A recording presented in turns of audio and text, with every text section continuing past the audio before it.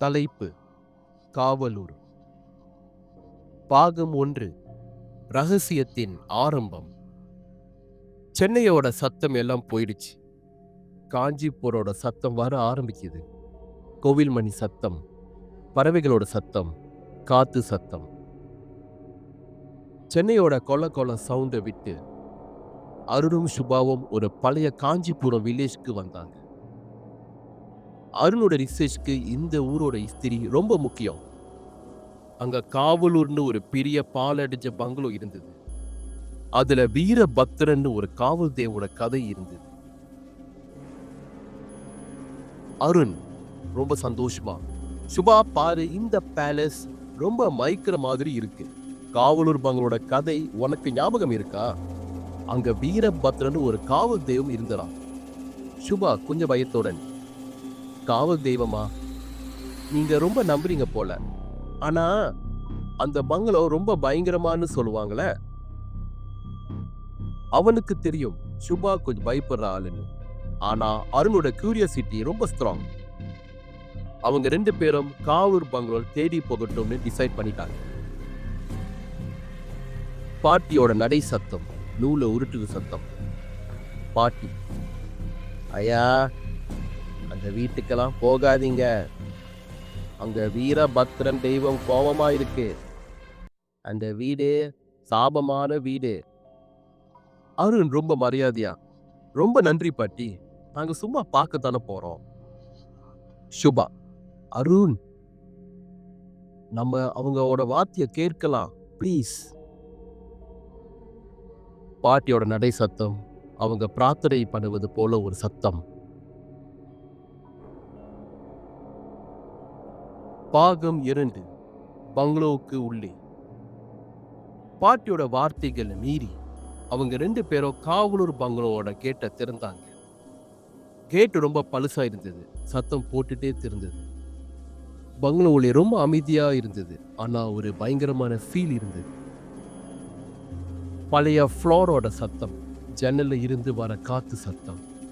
Arun, wow Subha, இது ரொம்ப பெரிய பங்களோவா இருக்கு. இமேஜின் இதுல எவ்வளவு ஸ்டோரிஸ் இருக்கும்னு.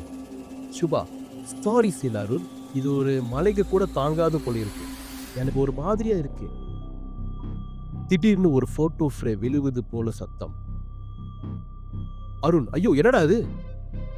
ஒரு கர்நாடிக் மெலோடியன் சத்தம் வேற ரூம்ல இருந்து கேட்குது. ஒரு பழைய கிராமபோன் இருந்து வருவது போல. அது திடீர் நின்று போயிடுச்சு. சுபா அருண் கையை பிடிச்சுக்கிட்டு, அருண், அது கேட்டுச்சா உனக்கு? நம்ம வெளியே போயிடலாம். அவங்க வெளியே போக ட்ரை பண்ண போது மெயின் டோர் தானா சாத்திக்கிச்சு. சாவி கதவு ஓட்டையில இல்ல. அவங்க உள்ளுக்குள்ளே மாட்டிக்கிட்டாங்க. பாகம் 3. பழைய கதை. பயந்து போன சுபாவும் அருணும் வெளியே போக வழி தேர்னாங்க. அப்ப ஒரு அறையில ஒரு டைரி கிடைச்சது. அதுல பழைய ஸ்டோரி இருந்தது. பழைய டைரியோட பகுதிகள் திருப்பும் சத்தம். திடீர்னு ஒரு குளிர் காத்து. அருண் அந்த டைரிய படிக்கிறான். வீரபத்ரன் இந்த ஊரோட காவல் தெய்வம். அவர் ரொம்ப சக்தியான தெய்வம். என் தாத்தா அந்த தெய்வத்துக்கு ஒரு கோவில் கட்டினாருங்க. ஆனா சுபா, இந்த பேஜஸ் கிழிஞ்சிருக்கு. சுபா, கொஞ்சம் இரு, இத பாரு. அவன் ஒரு பழைய போட்டோவை அந்த டைரியில இருந்து பார்த்துருக்கான். அந்த போட்டோல ஒரு பெரிய வீடு, ஆனா அதோட பின்னால ஒரு சின்ன கோவில் சின்னம் இருக்கு. திடீர்னு சுபாவுக்கு ஒரு பிளாஷ்பேக் வர ஆரம்பிக்குது. ஒரு குழப்பமான எக்கோ சத்தம். பிளாஷ்பேக்ல அதுல ஒரு கோபமான சத்தம், எக்கோ அழிப்பதோட சத்தம். அதுக்கப்புறம் ஒரு ஆழமான கொரகொரன சத்தம். அந்த பெரிய மாமிசைக்காரன் அந்த கோவிலை நெருப்பின் வீடை கட்டினான். வீரபத்ர தெய்வம் கோபம் அடைந்த மூலம் உடைய போய் அவனையும் வீட்டையும் சாப்பிடுது. சுபா பயத்தோட ஒரு பெரிய மூச்சு விட்டான். சுபா, அருண், நான் ஏதோ பார்த்தேன். ஒரு மனிதன் ஒரு சின்ன கோவிலை அழிப்பதை போல. அதுக்கப்புறம் ஒரு பயங்கரமான சத்தம். ஒரு வயதான ஒருவர் அறைக்கு வந்தார். அவர் தான் அந்த பங்களோவோட கேர்டேக்கர் முத்து.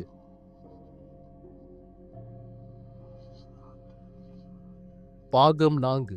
காவல் தெய்வமின் கோபம். கதவு திறக்கும் சத்தம், ஒரு பயத்தோட நடை சத்தம், முத்துவோட மூச்சு சத்தம். முத்து: தம்பி, தங்கை, நீங்க இருக்கக்கூடாது. அந்த ஜமீன்தார் பெரிய தப்பு பண்ணிட்டாரு. வீரபத்ரனோட கோபம் இன்னும் அடங்கல. அருண் தெரியாத மாதிரி: வீரபத்ரன் அவர் யாரு? முத்து: அவர் எங்கள் காவல் தெய்வம்ப்பா. ஒரு காலத்துல ஊர்ல இருக்கிற எல்லாரும் அவரைத்தான் கும்பிடுவாங்க. ஆனா அந்த ஜமீன்தார் அவரை மறந்து போயிட்டாரு. திடீர்னு லைட் அணையும். ஆனா அதுக்கப்புறம் நின்று போயிடுச்சு. ஒரு ஆழமான கோபக்காரனோட சத்தம்: என்னை இடத்தில் தொல்லை பண்ணாதீர்கள், வெளியேறுங்கள். சுபா பிந்து போய்: அது என்ன சத்தம்? அது என்ன சொல்லுது? முத்து நடுக்கத்தோடன்: அது வீரபத்ரன். அவர் நம்மள போக சொல்றாரு. பொருள்கள் அதிரும் சத்தம், பர்னிச்சர்கள் கீழே ஒளிவர் சத்தம். திடீர்னு ஒரு சின்ன பொண்ணோட அலறல். அருண்: அது என்ன சத்தம்? யாரு அலறாங்க? அந்த அலறல் அவரோட போட்டோல இருந்து பொண்ணோட அலறல். அதுக்கப்புறம் பெண்ணோட வாய்ஸ், சுபா பாட்டி வாய்ஸ் போல கேக்குது. பாட்டியின் குரல் மெலிதாக: சுபா, என்னை இங்க மாட்டி விட்டு போயிடாத, நான் உனக்கு வேணும். சுபா பயத்தோடன்: பாட்டி, பாட்டி எங்க இருக்காங்க? அருண் சுபாவோட கையை பிடிச்சுக்கிட்டு: அது பாட்டி இல்ல சுபா, அது நம்மள பயமுற்று பாக்குது. முத்து: ஒரு வழி இருக்கு. அந்த ஜமீன்தாரோட கையில இருந்த ஆயுதம் அந்த வீரபத்தோட கோயில்ல சரியான இடத்தில் வச்சா அவரோட கோபம் தனியும். அந்த ஆயுதம் ஒரு வேல். அவங்க அதை தேட ஆரம்பிச்சாங்க. பாகம் 5. வேலோட தப்பு. வெளியில மழை பெய்யும் சத்தம் இடியோட. வெளியில மழை பெய்யுது. ஆனா அவங்க வேலை தேடிக்கிட்டே இருக்காங்க. முத்துவோட ஹெல்ப்போட ஒரு பழைய கிணறு பக்கத்துல அவங்க தோண்ட ஆரம்பிச்சாங்க. அருண்: ஏதோ கிடைக்கிற மாதிரி இருக்கு இங்க. அருண் ஒரு பழைய அழகான வேலை எடுத்தான். சுபா: அதுதானா? முத்து: ஆமா, இப்ப அத கோவிலுக்கு கொண்டு போயிடலாம், கொடுங்க. ஆனா ஒரு பெரிய திருப்பம் நடக்குது. முத்து திடீர்னு வேலை அருண் கிட்ட இருந்து பறித்தான். அவனோட கண்கள் பயங்கரமான ஆழமான சத்தமோட: முட்டாள்கள், நான் இந்த சக்தியை உங்களை திருப்ப விட மாட்டேன். இது இப்ப என்னோடது. சுபா: முத்து, என்னாச்சு உங்களுக்கு? முத்துவோட உண்மை ரூபம் வெளியே வர ஆரம்பிச்சது. அவன் தான் அந்த ஜமீன்தாரோட ஆவி.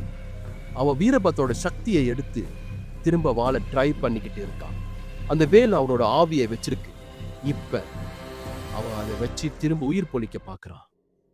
ஜமீன்தாரோட ஆவி முத்துவின் குரலில்: இனி வீரபாத்திர சக்தி என்னோடையது. பயங்கரமான சிரிப்பு சத்தம், இடி வெளிச்சம் அடிக்குது. அந்த ஜமீன்தாரோட பயங்கரமான முகம் வெளியே தெரியுது. திடீர்னு அந்த வேலு வெளிச்சத்தில் முத்துவின் உடல் இருந்து ஆவி வெளியே போகுது. ஜமீன்தாரின் ஆவி அந்த வேலோட சக்தியை தாங்க முடியல. வீரபத்திரின் கோபம் அந்த ஜமீன்தார் ஆவியை அழிச்சிருச்சு. பாகம் 6. சாபவின் முடிவு இல்லை. இடி வெளிச்சம் நின்று போயிடுச்சு. முத்தோட அலறல், அதுக்கு அடிக்கின அப்புறம் ஒரு பயங்கரமான சிரிப்பு சத்தம். முத்தோட உடல் அந்த சூடான வேலின் வெளிச்சத்தில் அடிஞ்சிருச்சு. அருணுக்கும் சுபாவும் பயந்து போனாலும் அந்த வீட்டுக்கு இருந்து வெளியே வந்தாங்க. ஆனா அவங்க ஊரை விட்டு வெளியே நடக்கும் போது சுபாவுக்கு ஒரு நினைவு வர ஆரம்பிக்குது. சுபா: அருண், அந்த போட்டோல இருந்த சின்ன பொண்ணு என்ன மாதிரி இருக்கு. அருண் குழப்பத்தில்: சுபா, சுபா, நீ என்ன சொல்ற? சுபாவின் வார்த்தைகள் கேட்டு அருணோட உள்ள பயம் கொண்டு போகுது. ஒரு சின்ன பொண்ணோட அலறல், பாட்டியோட சத்தம். அந்த சத்தம் சுபாவோட மனசுல இருக்குது. சுபா வித்தியாசமான ஆழமான குரலில்: அருண், நாங்களும் வரோம் உங்களோட. அருண் பயந்துட்டான். சுபா, நீ ஏதோ மாதிரி பேசுற. அருண் பயத்தோட பின்னால் பக்கத்தில் பார்க்கறான். அங்க ஒரு சின்ன பொண்ணு அவனை பார்த்து சிரிச்சிச்சு. அந்த பொண்ணு அந்த போட்டோல இருந்த பொண்ணு. அது ஒரு நிமிஷம் ஒரு பயங்கரமான சிரிப்பாக மாறியது. ஒரு பயங்கரமான சிரிப்பு. அது சுபாவோட சிரிப்பு. தொடரும்.